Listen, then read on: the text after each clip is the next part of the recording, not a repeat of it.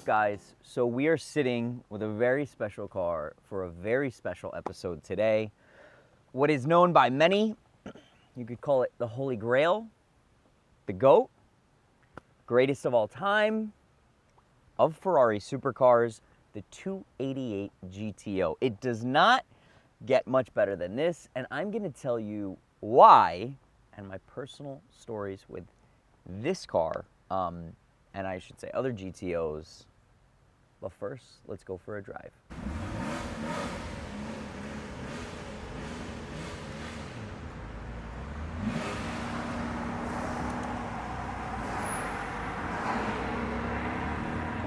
So I remember as a young guy, I was probably 12 or 13 years old,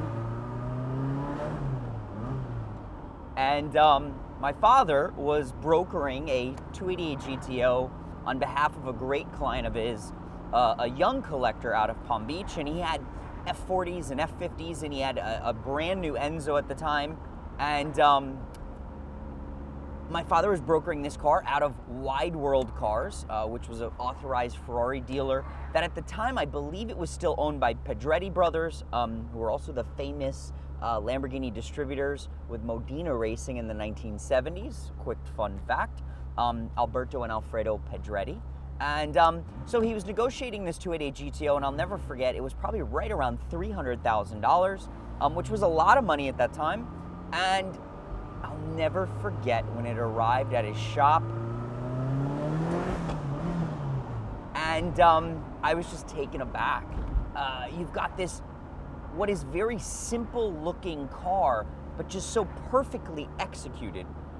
And when you look at the GTO and you think of the GTO compared to all the other supercars, I mean, the other Ferrari supercars are so ostentatious. They have these big wings and these crazy scoops and all this, but it feels like the GTO is just purely executed. It's perfect. It's not made to sort of make this crazy statement, but it does everything so right. This is a 2,500 pound car, so extremely light.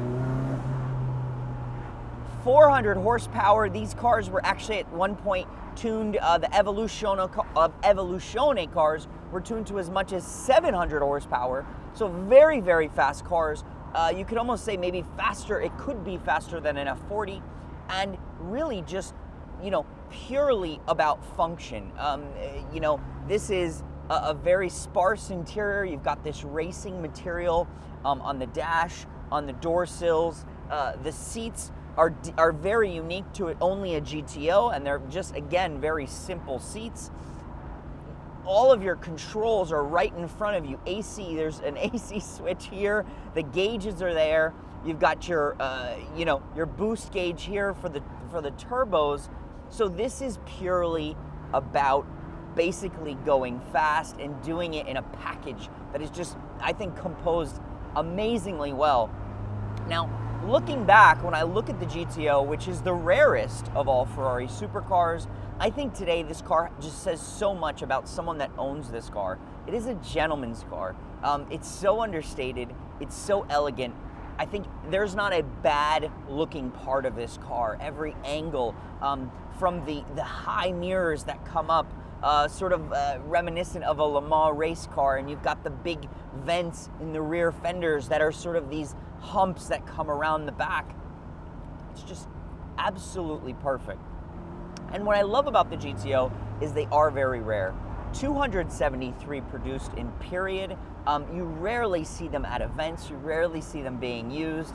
So again, it's not like, the other supercars where, F40 was almost 1,300 cars produced. F50, you have 399 cars, et cetera, 349 cars. So again, the lowest production of Ferrari supercars, and it just does everything so right.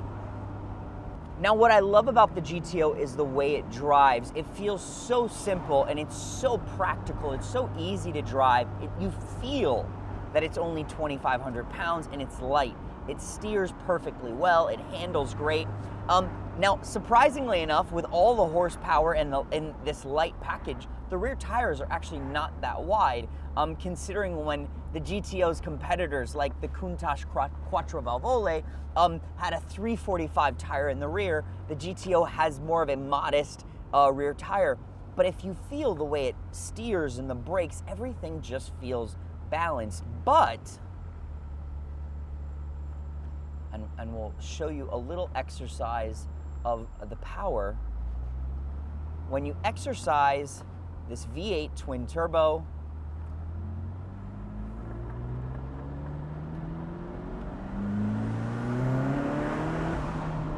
it is so quick and it pulls so hard, and it just feels like precision. There's no there's no nannies in this. There's no ABS. There's no traction control. Many of the GTOs came without a radio. They came without power windows. So this car is purely a true homologation special, and that's what these cars were. So Group B racing, this was one of the famous cars that was made to be eligible for the Group B circuit racing. Unfortunately, due to some crashes and different things with regulations, Group B circuit racing never really took off. So you have cars like the XJ220, the Countach Downdraft, the F40, the Porsche 959 that were produced for Group B, but were never used in period. So that's why many of those cars, you'll see the production numbers at just over 200 cars, because the requirements were 200 cars or more for homologation for Group B. So again, this is essentially a car that was built to go racing, not a typical street car, and a car that you just feel special. And that's what I think is, in many ways, you can't capture that essence, with many modern supercars. When I think of some of my favorite cars of all time, you think of a Ferrari 275 GTB, you think of a Lamborghini Miura SV. There's just something about the car. I don't think journalists can write about it. I don't think someone like myself can even describe it. I try to be the best storyteller that I can, and let's just feel this. First gear, the wheels break loose from the horsepower, and it's just so good, so remarkable, so incredible. And guys, let me sort of tell you, I am working off no sleep right now, so to get me to smile or get me excited says a lot. My son was born last week. We had a few complications. He'll be completely fine, but he's been in the hospital for the past day, so no sleep here, and I still have a smile on my face, and we're still getting you a video. But regardless, that's what's so special about the GTO, and that's what I think is so special about certain cars in our period. You really can't describe the impact this car has, the way it feels, and I think that's also in consideration of that it's so understated. You could pull up to a coffee shop, and those who know what this car is. You pull up to Cars and Coffee, those who know what this car is, and I think that's really what makes this car special. And I think you look back into history and you look back in time, other cars like its predecessor, the 250 GTO, another homologation special, essentially a same car of its time as this car, and they just have this effect. They just have this presence. They just have a feeling about it, and you really feel when driving this car like there's something special about it. There's something unique. I can't put my finger on it. I don't think there's collectors and enthusiasts around the world that can't put their finger on it, and that's what Ferrari did when they built this car. They broke the mold. The Ferrari 288 GTO. Absolutely incredible. So right now, 288 GTO prices are almost astronomical, and I'm not saying that that's not what they're worth, but for many years, GTOs always seemed to be trading less than the other Ferrari supercars.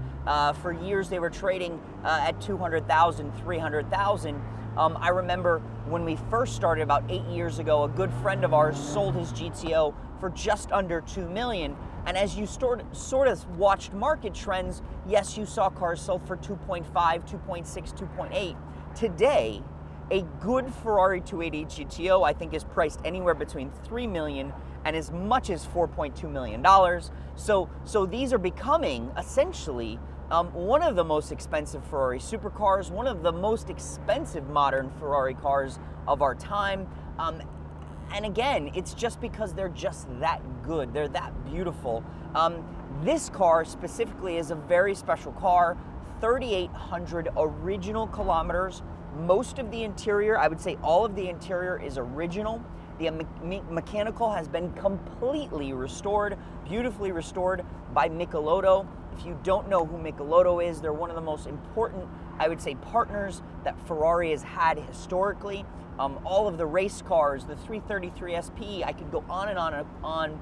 The F40 LMs were actually built by Michelotto at Michelotto for Ferrari. So this car has been restored by Michelotto. The paint is absolutely stunning. The mechanical is actually perfect, probably better than it was new. And this car's jewelry,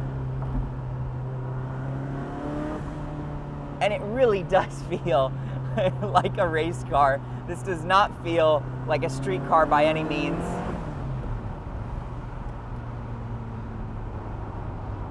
Too good. Too good. So if you loved our review of the 288 GTO, don't forget to subscribe. Don't forget to like. We've got a ton more great content coming. And thank you guys again for being great supporters and watching Curated TV.